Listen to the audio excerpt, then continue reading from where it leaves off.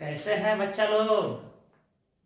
खूब Sunday enjoy आप लोग कर रहे हैं, तो ज्यादा एंजॉय नहीं करना है, पढ़ाई पर भी ध्यान देना है बेटा।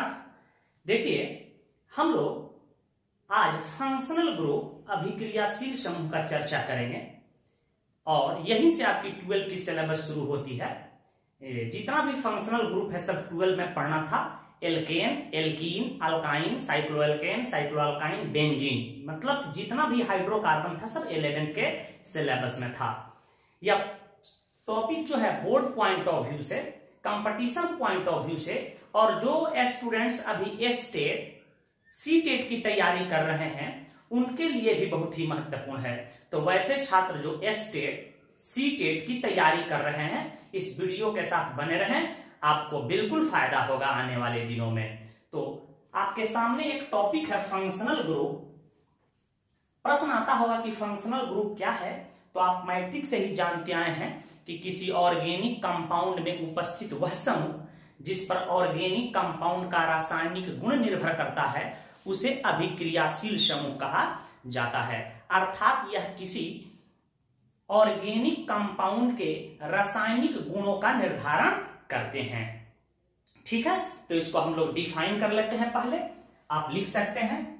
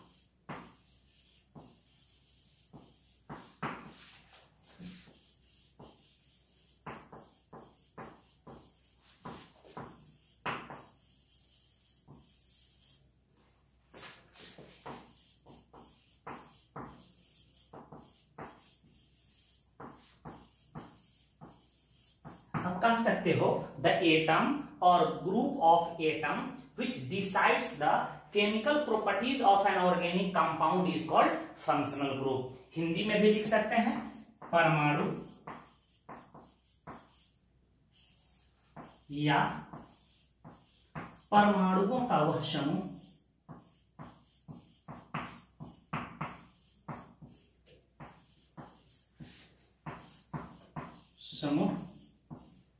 जो कार्बनिक यौगिकों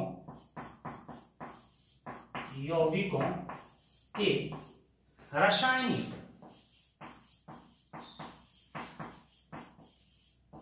गुणों का निर्धारण करते हैं।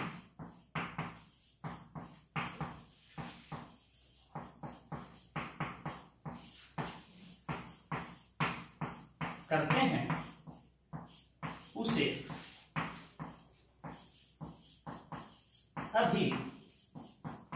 अभिक्रियाशील समूह कहा जाता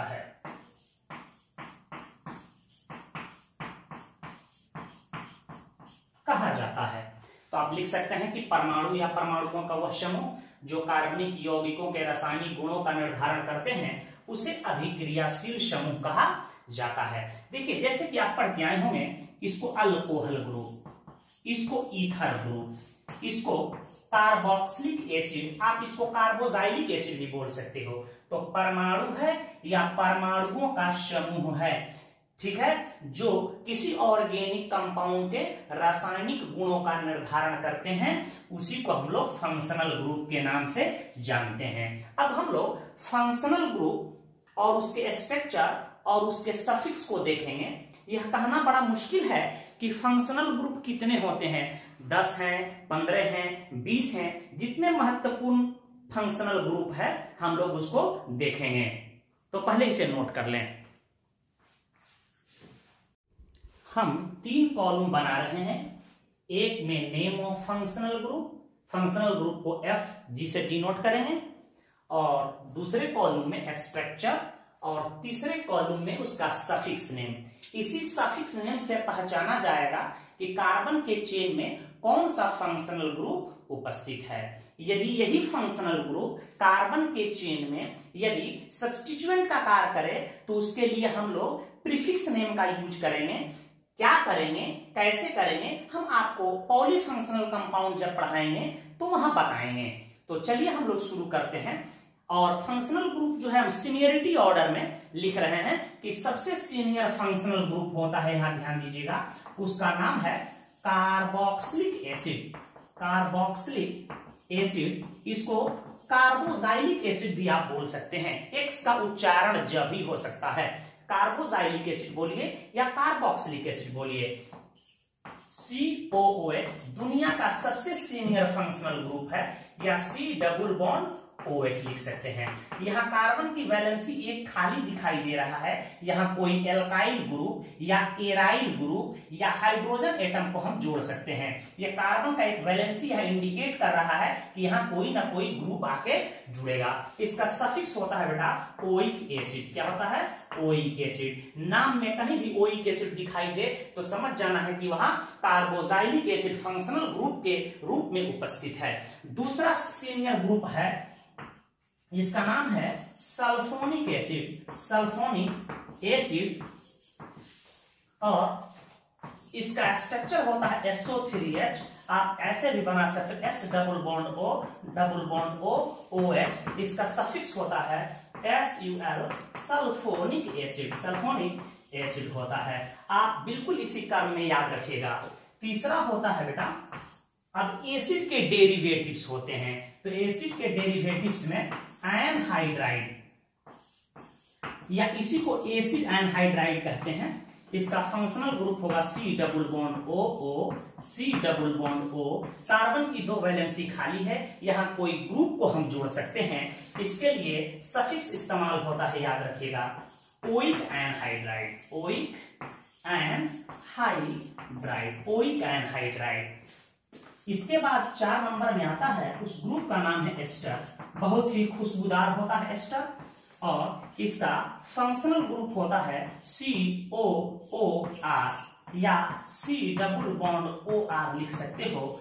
यहाँ कार्बन की वैलेंसी इंडी खाली है, यहाँ H एटम को, एल्काइल ग्रुप को, एराइल ग्रुप को जोड़ सकते हो। इसका सफिक्स होता है OH। एक बात और याद रखिएगा, कार्बोजाइलिक एसिड का सफिक्स ओइक एसिड होता है, लेकिन यह डायरेक्ट साइक्लिक रिंग से जुड़ जाए या कार्बन के चेन में इनकी संख्या 3 या 3 से अधिक हो जाए तो इसके लिए स्पेशल सफिक्स भी यूज करते हैं। उसका नाम होता है कार्बोजाइलिक एसिड या कार्बोक्सिलिक एसिड। ठीक है, याद रखिएगा। तो फंक्शनल ग्रुप के लिए स्पेशल सफिक्स का भी हम लोग प्रयोग करते हैं, उसको हम लोग नॉमेनक्लेचर में देखेंगे। एस्टर के बाद आता है बेटा, ध्यान दीजिएगा, 5 नंबर में एसिड हैलाइड। एसिड हैलाइड, इसी को एसाइल हैलाइड के नाम से भी जाना जाता है। C double bond X। X के जगह पर आप जानते हैं हाइड्रोजन एटम होगा, फ्लोरीन, क्लोरीन, ब्रोमीन, आयोडीन हो सकता है। याद रखिए, इसका सफिक्स होता है YL halide. YL halide. Example के तौर पे हम यहाँ ध्यान दीजिएगा, एग्जाम्पल के तौर पे यहाँ हम ले रहे हैं C डबल बॉन्ड X के जगह पर क्लोरीन ले लें तो इसका नाम हो जाएगा एसिड, और हाइलाइट के जगह पर क्लोरीन है तो हो जाएगा एसिड क्लोराइड। Acid chloride. कोई पूछे कि इसका सफिक्स क्या यूज करोगे तो YL क्लोराइड यूज हो जाएगा, YL क्लोराइड। यदि ब्रोमीन रहता तो YL ब्रोमाइड, फ्लोरीन रहता तो YL फ्लोराइड हम सफिक्स यूज करते हैं। याद रखिएगा, यदि यह सब्स्टिट्यूएंट का कार्य करे कार्बन के चेन में तो इसका प्रीफिक्स नेम या कहेंगे कि इसका नाम होगा क्लोरोकार्बोनिल या क्लोरोफॉर्माइल। तो आगे हम आपको पॉलीफंक्शनल कंपाउंड में बताएंगे कि यदि यह फंक्शनल ग्रुप सब्स्टिट्यूएंट का काम करे, ग्रुप का काम करे तो उसका नाम क्या दिया जाता है। क्लियर है। इसके बाद 6 नंबर में आता है बेटा, ध्यान दीजिएगा, 6 नंबर में आता है एमाइड ग्रुप, या इसी को एसिड एमाइड ग्रुप के नाम से भी हम लोग जानते हैं। C डबल बॉन्ड NH2, और इसका सफिक्स होता है एमाइड। क्या होता है? एमाइड होता है। तो याद रखिएगा, सबसे सीनियर होता है हमारा एसिड क्या होता है बेटा, एसिड। याद रखें क्रम, सबसे पहले एसिड को अरेंज करेंगे, उसके बाद सीनियरिटी ऑर्डर क्या होता है, एसिड के बेटा बेटी का, अर्थात इसके डेरिवेटिव्स का, DERIVATIVS, derivatives of acid, derivatives of acid. तो सबसे सीनियर एसिड, उसके बाद डेरिवेटिव्स ऑफ एसिड, पहले इसे नोट कर लें।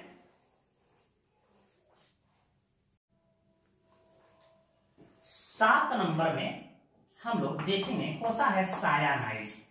सायानाइड एसिड के डेरिवेटिव्स के बाद आते हैं सायानाइड। इसका फंक्शनल ग्रुप CN होता है, C∼N। इसका सफिक्स होता है नाइट्राइल। क्या होता है, नाइट्राइल। यही जब ग्रुप का काम करें, सब्स्टिट्यूएंट का काम करें, तो इसका नाम होता है साइनो, अर्थात इसका प्रीफिक्स नेम साइनो होगा। सायानाइड के बाद आता है बेटा 8 नंबर में आइसोसायानाइड। आइसोसायानाइड, इसको हम लोग कार्बाइल एमीन के नाम से भी जानते हैं, कार्बाइल एमीन के नाम से भी जानते हैं। इसका फंक्शनल ग्रुप होता है NC। आप इसका स्ट्रक्चर बना सकते हो N coordinate bond double bond C। इसके लिए इसका सफिक्स यूज होता है आइसोसायानाइड, आइसोसायानाइड। बहुत राइटर इसके जगह पर आइसोनाइट्राइल भी यूज करते हैं, आइसोनाइट्राइल, परंतु आइसोसाइनाइड ही एक्सेप्टेड है आयुपैक के द्वारा। आइसोनाइट्राइल के स्थान पर आइसोसाइनाइड लिखना सबसे सही होगा। क्लियर है? तो हम आगे बढ़ रहे हैं। 8 के बाद 9 नंबर में आता है बेटा, ध्यान दीजिएगा, alcohol group, sorry aldehyde group. क्या आता है बेटा, अल्डिहाइड ग्रुप आता है CHO, या इसी को आप ऐसे बना सकते हो C∼H। याद रखिएगा यह एल्डिहाइड ग्रुप है, अल्डिहाइड ग्रुप। इसका सफिक्स यूज होता है अल।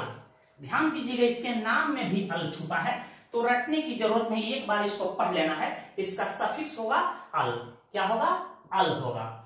अल्डिहाइड का अल, इसका सफिक्स अल होगा, लेकिन यही साइक्लिक रिंग से जुड़ा हो या कार्बन के चेन में इसकी संख्या 3 या 3 से अधिक हो, तो इसका सफिक्स यूज होता है कार्बल्डिहाइड। याद रखिएगा कार्बल्डिहाइड यूज होता है। 9 नंबर के बाद 10 नंबर कीटोन। कीटोन ग्रुप, इसी को कार्बोनिल ग्रुप के नाम से भी जाना जाता है। कौन ग्रुप, कार्बोनिल ग्रुप। आप ऐसे लिख सकते हो C∼O, या आप इसको ऐसे लिख सकते हो C∼O। कीटोन का सफिक्स नाम में ही ऑन छुपा है, तो इसका सफिक्स होगा ऑन। क्या होगा, ONE, on. 11 number functional group है, जिसको हम लोग अल्कोहल ग्रुप कहते हैं, या इसी को हाइड्रोक्सिल ग्रुप के नाम से भी जाना जाता है। इसको हम लोग OH कहते हैं। इसका सफिक्स नाम में ही छुपा हुआ ऑल, तो इसका सफिक्स होगा ऑल। देखिए एल्डिहाइड में अल और अल्कोहल में ऑल यूज करते हैं, तो इसे पहले नोट कर लें आप। ध्यान दीजिएगा 11 के बाद 12 नंबर में आता है बेटा थायो अल्कोहल। थायो अल्कोहल, या इसी को थायोल भी कहते हैं। बहुत सारा पुस्तक इसी को मर्केप्टान लिख दिया होगा, मर्केप्टान ग्रुप, लेकिन थायो अल्कोहल कहना एप्रोप्रिएट है। इसका स्ट्रक्चर होगा SH, इस पर लोन पेयर होता है। यहाँ सल्फर की एक वैलेंसी खाली है, किसी एल्काइल ग्रुप से या एराइल ग्रुप से जुड़ेगा। इसका सफिक्स यूज करते हैं थायोल, बहुत ही महत्वपूर्ण फंक्शनल ग्रुप है। 13 नंबर ग्रुप आता है, कम से कम यहां तक सीनियरिटी ऑर्डर आपको याद होना चाहिए। सीनियरिटी ऑर्डर क्या बताए थे, सबसे पहले एसिड, एसिड के बाद एसिड के डेरिवेटिव्स, एसिड के डेरिवेटिव्स के बाद cyanide, isocyanide, aldehyde, ketone, ketone के बाद आपको बताया था अल्कोहल, अल्कोहल के बाद थायो अल्कोहल, थायो अल्कोहल के बाद हम लोग पढ़ेंगे एमीन। एमीन याद रखिएगा, एमीन NH2 को कहते हैं, NH2, यह प्राइमरी एमीन कहलाएगा। यदि NH लिख दिया जाए तो इसको सेकेंडरी एमीन कहेंगे। N नाइट्रोजन की 3 वैलेंसी खाली, इसको टर्शियरी एमीन कहा जाएगा। यह एमीन का फंक्शनल ग्रुप है, इसका सफिक्स यूज होता है एमीन। जब यह सब्स्टिट्यूएंट का कार्य करेगा तो इसको एमीनो कहेंगे, ठीक है। जब यह सब्स्टिट्यूएंट का कार्य करेगा तो इसको मर्केप्टो कहेंगे, एमीन। इसके बाद कम से कम सीनियरिटी ऑर्डर आपको यहां तक याद होना चाहिए। 13 के बाद 14 नंबर जो फंक्शनल ग्रुप होता है वह ईथर है। ईथर, इसका फंक्शनल ग्रुप होगा O, ऑक्सीजन के दोनों तरफ वैलेंसी खाली रहेगी, इसको ईथर ऑक्सीजन कहते हैं। यहां किसी अल्काइल ग्रुप या एराइल ग्रुप से जुड़ सकता है, दोनों समान भी हो सकते हैं और असमान भी हो सकते हैं, हम लोग ईथर में जाके पढ़ेंगे। देखिए ईथर ग्रुप के लिए कोई सफिक्स यूज नहीं करते हैं। यदि यह कार्बन के चेन में उपस्थित हो तो हमेशा यह सब्स्टिट्यूएंट ग्रुप कहलाता है, यह सब्स्टिट्यूएंट का ही काम करता है कार्बन के चेन में। 14 के बाद हम लोग 15 देखेंगे, इसी को इपॉक्सी कहते हैं, इपॉक्सी या इसी को इपॉक्साइड कहते हैं। 3 सदस्य वाले साइक्लिक ईथर को, 3 सदस्य वाले साइक्लिक ईथर को इपॉक्साइड या इपॉक्सी कहते हैं। इसके लिए भी कोई हम लोग सफिक्स यूज नहीं करते हैं, इसके लिए हम लोग विशेष प्रीफिक्स का प्रयोग करते हैं जिसको इपॉक्सी कहते हैं। तो इसे पहले नोट कर लें, ध्यान दीजिएगा। हम लोग अभी पढ़े थे इपॉक्सी, 16 नंबर पढ़े थे शायद या 15 नंबर। इसके बाद हम लोग पढ़ते हैं 16 नंबर फंक्शनल ग्रुप जिसको कहते हैं थायो ईथर। क्या कहते हैं बेटा? थायो ईथर। इसका फंक्शनल ग्रुप केवल S होता है, इसका सफिक्स थायो ईथर ही यूज करते हैं। इसको कहेंगे एल्कीन, पता है। इसका functional group C double bond C होता है, इसका सफिक्स होता है इन। अल्काइन, कोई पूछ दे कि इसका C ट्रिपल बॉन्ड C, इसका सफिक्स वाइन होता है। नाइट्रो, यह हमेशा कार्बन के चेन में रहे तो सब्स्टिट्यूएंट का काम करेगा, तो इसको हम लोग सब्स्टिट्यूएंट ग्रुप के नाम से भी जानते हैं। ईथर हुआ, नाइट्रो हुआ, इसको हम NO2 यूज करते हैं। इसके स्ट्रक्चर भी बना सकते हैं N double bond O, coordinate bond O। इसके लिए कोई सफिक्स यूज नहीं करते हैं। Nitroso, NO, N double bond O, lone pair रहेगा नाइट्रोसो। इसके लिए भी कोई सफिक्स यूज नहीं करते हैं, यह भी सब्स्टिट्यूएंट ग्रुप का काम करता है। हाइलाइड ग्रुप, यही से हम लोग चैप्टर अपना शुरू करेंगे, या इसी को हाइलो ग्रुप कहते हैं बेटा। एक्स के जगह पर फ्लोरो, क्लोरो, ब्रोमो, आयोडो को यूज कर सकते हैं। इसी को फ्लोराइड, क्लोराइड, ब्रोमाइड, आयोडाइड भी क्रमशः कह सकते हैं। इसे नोट करें। और भी कुछ महत्वपूर्ण फंक्शनल ग्रुप होता है, जैसे 22 नंबर में हम लिख देते हैं डाईएजो। डाईएजो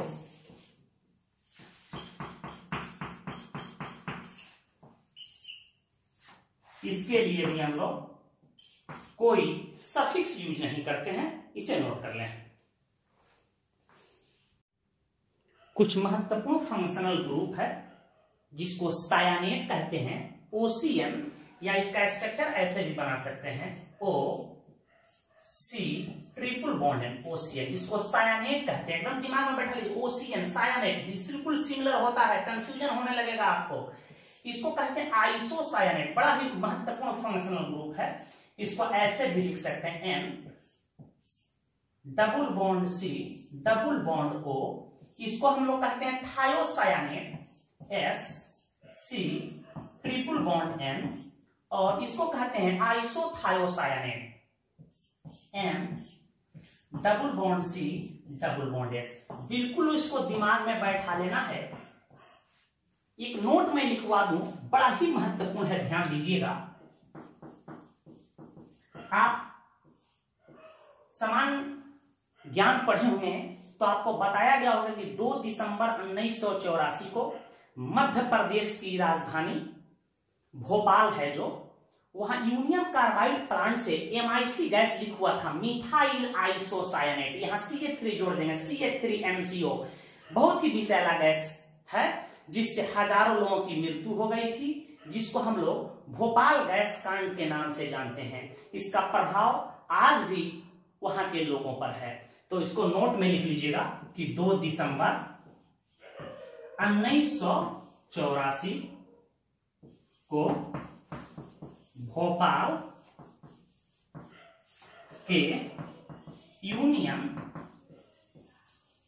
कार्बाइड प्लांट से MIC मिथाइल आइसोसायनेट, इसका सूत्र क्या हो जाएगा?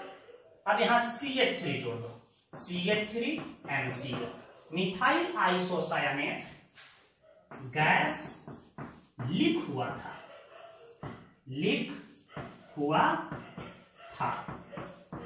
जिसमें हजारों लोगों की मृत्यु हो गई थी, जिसको भोपाल गैस ट्रेजेडी या भोपाल गैस कांड के नाम से हम लोग जानते हैं। अब आपके दिमाग में एक प्रश्न आता होगा कि सर इतना विषैला गैस है, यह कैसे बनता है? तो यह रिजेक्शन भी याद कर लीजिएगा, कई बार जेई में पूछे गए हैं। मिथाइल एमीन आगे हम पढ़ाएंगे आपको, यही मिथाइल एमीन बेटा ध्यान दीजिएगा। मिथाइल एमीन जानकारी के लिए बता दूं, फॉस्जीन एक बहुत विषैला पदार्थ है, 2 जहर फॉस्जीन से रिजेक्शन करता है। ध्यान दीजिएगा, यह 2 एक HCl में बाहर कर दिया और यह HCl बाहर कर दिया, 2 HCl बाहर निकल गए, बाकी जो बच गए उसको लिख दो। इसी को फॉस्जीन कहते हैं, फॉस्जीन बहुत विषैला गैस है। देखो बच गया CH3MCO, बन गया मिथाइल आइसोसायनेट। जो मिथाइल एमीन जब फॉस्जीन से रिएक्शन करता है तो विषैला गैस MIC का निर्माण होता है। इसे याद कर जाएंगे। एक और नोट आपको बता रहे हैं, इसे नोट, एक और नोट याद रखिएगा। यह घटना अभी अभी घटी है। आंध्र प्रदेश के एक बहुत ही महत्वपूर्ण शहर है विशाखापत्तनम। वहां LG पॉलीमर केमिकल प्लांट से 7 मई 2020 को स्टायरीन गैस लीक हो गया था, जिसके कारण लगभग 13 लोगों की मृत्यु हुई और हजारों लोग घायल हो गए थे। तो याद रखिएगा 7 मई 2020 को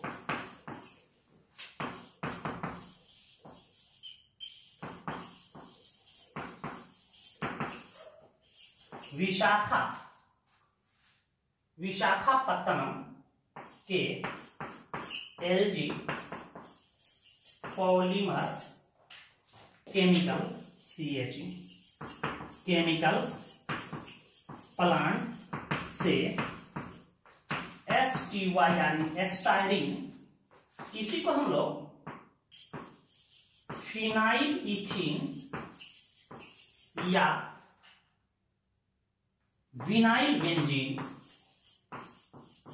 बेंजीन, इसका स्ट्रक्चर होता है यही, फिनाइल ग्रुप में विनाइल को जोड़ो, गैस या वेपर लीक हुआ था, जिससे अप्रॉक्स 13 लोगों की मृत्यु हो गई थी और 1000 से भी अधिक लोग घायल हुए थे। तो ये जानकारी के लिए आप नोट में लिख लीजिएगा। पुनः मैं आपको सीनियरिटी ऑर्डर बता रहा हूं और फंक्शनल ग्रुप का टाइप बता रहा हूं। इसके बाद हम लोग चैप्टर को शुरू करेंगे 12 के ऑर्गेनिक केमिस्ट्री, हैलो एल्केन और हैलो एरीन का नॉमेनक्लेचर, उसके टाइप्स, और हम लोग आगे बढ़ेंगे। तो इसे नोट कर लें। तो सीनियरिटी टेबल आप पुनः हम आपको बता दें, याद रखिएगा। यह क्रम आपको बता भी चुके हैं।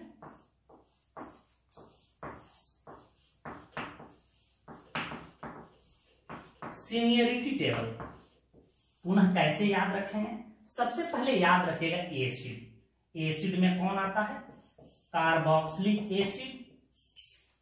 इससे जूनियर होता है सल्फोनिक एसिड। तो इसका क्रम याद रखिएगा। सबसे पहले किसको सजाना है? एसिड को। किसको सजाना है? एसिड को। उसके बाद एसिड के डेरिवेटिव्स आते हैं, एसिड एनहाइड्राइड आते हैं, उसके बाद एस्टर आते हैं,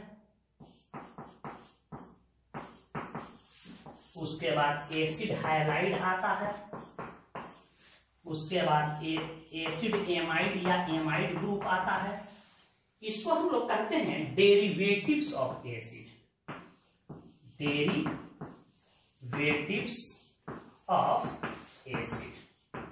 डेरिवेटिव्स ऑफ एसिड के बाद आपको बताए थे सायानाइड आता है, सायानाइड के बाद आइसोसायानाइड आता है, उसके बाद आपको एल्डिहाइड आता है, उसके बाद कीटोन ग्रुप आता है,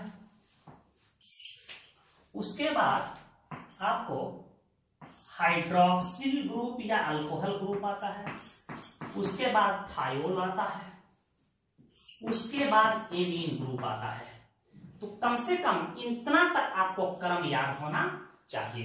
इसके बाद आने वाले ग्रुप, इसके बाद आने वाले अन्य ग्रुप सब्स्टिट्यूएंट या SECON सेकेंडरी फंक्शनल ग्रुप का कार्य करते हैं। यदि कार्बन के चेन में ये फंक्शनल ग्रुप हो तो सबसे सीनियर COH को मानेंगे, COH को, उसके बाद यह न रहे तो इसको मानेंगे। इसका मतलब यह हुआ कि कार्बन के चेन में COH हो और अन्य भी ग्रुप जुड़े हों तो याद रखिएगा ये सब ग्रुप का काम करेंगे, सब्स्टिट्यूएंट का काम करेंगे और यह हमारा प्रिंसिपल फंक्शनल ग्रुप हो जाएगा और इसका ही सफिक्स यूज करेंगे। मान लिया जाए कि एल्डिहाइड भी ग्रुप रहे कार्बन के चेन में और इसके बाद आने वाले भी ग्रुप रहे तो यह सब्स्टिट्यूएंट का काम करेगा और यह एल्डिहाइड को कहेंगे प्रिंसिपल फंक्शनल ग्रुप या मालिक हो जाएगा, तो नाम में इसका सफिक्स यूज करेंगे और यह ग्रुप के तरह व्यवहार किया जाएगा। जब हम लोग पॉलीफंक्शनल कंपाउंड पढ़ेंगे तो इसको रटने की भी आपको टेक्निक और कहानी बता देंगे, वहां हम लोग चर्चा करेंगे। और ये सब ग्रुप जब सब्स्टिट्यूएंट का कार्य करेगा तो इसका नाम क्या होगा, अर्थात इसके लिए कौन सा प्रीफिक्स यूज करेंगे, हम आपको आगे बताएंगे। तो पहले इसे नोट कर लें। देखिए types of functional group. Functional group को वैलेंसी के आधार पर हम लोग दो वर्गों में बांटते हैं। पहला कहेंगे मोनो वैलेंट फंक्शनल ग्रुप, वह फंक्शनल ग्रुप जिसकी वैलेंसी एक हो, एक ग्रुप एक एटम से जुड़े, उसको कहेंगे मोनोवैलेंट फंक्शनल ग्रुप। एग्जांपल के तौर पर अल्कोहल ग्रुप देख रहे हैं कि इसकी एक वैलेंसी खाली है, यहां किसी एक ग्रुप से जुड़ सकता है तो कह सकते हैं कि यह मोनोवैलेंट फंक्शनल ग्रुप है। इसी प्रकार एल्डिहाइड ग्रुप भी मोनोवैलेंट फंक्शनल ग्रुप है। इसी प्रकार हम आपसे कह दें छोटू COH कार्बोक्सिलिक एसिड भी हम लोग कह सकते हैं या मोनोवैलेंट फंक्शनल ग्रुप है। आप बात समझ गए होंगे। दूसरा फंक्शनल ग्रुप है छोटू polyvalent functional group. Polyvalent functional group वह फंक्शनल ग्रुप जिसकी वैलेंसी एक से अधिक होता है, अर्थात एक से अधिक ग्रुप से जुड़ने की क्षमता होती है, उसको हम लोग पॉलीवैलेंट फंक्शनल ग्रुप के नाम से जानते हैं। जैसे ईथर ग्रुप, यह दो एल्काइल ग्रुप दो एराइल ग्रुप से जुड़ सकता है, या डाइवैलेंट फंक्शनल ग्रुप है तो इसको पॉलीवैलेंट के कैटेगरी में रखेंगे। इसी प्रकार एनहाइड्राइड ग्रुप देख रहे हैं, यह भी क्या है, पॉलीवैलेंट फंक्शनल ग्रुप है। इसी प्रकार हम एग्जांपल के तौर पे आपको दे दें इपॉक्साइड ग्रुप देख रहे हैं, या इसी को हम लोग इपॉक्सी ईथर कहते हैं। क्या कहते हैं बेटा, इपॉक्सी ईथर या इपॉक्साइड। तो यह भी क्या है, पॉलीवैलेंट फंक्शनल ग्रुप के कैटेगरी में है, क्योंकि यह चार अन्य ग्रुप्स या एटम से जुड़ सकता है। तो बात समझ गए होंगे। वैसा फंक्शनल ग्रुप जिसकी वैलेंसी एक होती है उसको हम लोग मोनोवैलेंट फंक्शनल ग्रुप की कैटेगरी में रखेंगे, जिसकी वैलेंसी एक से अधिक होती है उसको पॉलीवैलेंट फंक्शनल ग्रुप की कैटेगरी में हम लोग रख सकते हैं। तो इसे नोट कर लीजिएगा। हम लोग नेक्स्ट वीडियो लेक्चर में हैलोएल्केन का नामकरण और उसके टाइप्स का अध्ययन करेंगे। तो आप लोग एनसीईआरटी किताब को डाउनलोड कर लें, या जिनके पास है निश्चित रूप से रखिएगा। हम लोग एनसीईआरटी को साथ साथ बनाते चलेंगे और असाइनमेंट को भी हल करते चलेंगे। बहुत बहुत धन्यवाद आपका।